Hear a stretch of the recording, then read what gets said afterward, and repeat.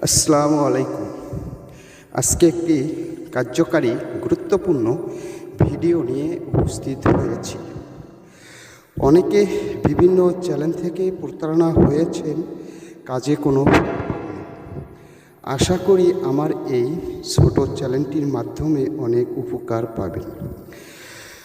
কখন কোন সময় আমলটি করবেন জেনে নিন আজকের এই ভিডিওতে। ইনশাল্লাহ অনেক উপকার পাবেন।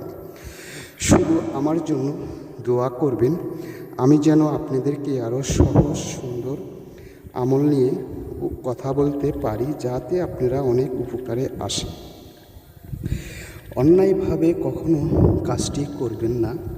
বিপরীত ক্ষতি হলে চ্যালেঞ্জ দায়ী থাকবে না, বা বুঝতে জানতে সমস্যা হলে কমেন্ট করবেন। ইনশাল্লাহ আপনাদেরকে সহযোগিতা করার জন্য চেষ্টা করব।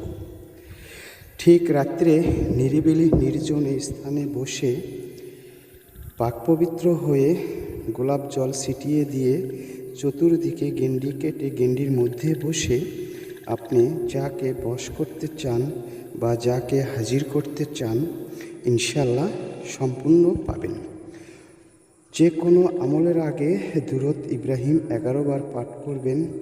তারপর সূরা ইখলাস 41 বার আপনাকে পাঠ করতে হবে এক বৈঠকে। কোনো দিকে স্মরণ ধান্দা রাখা যাবে না। যাকে করতে চাচ্ছেন শুধু তার দিকে স্মরণ করে কাজটি করুন।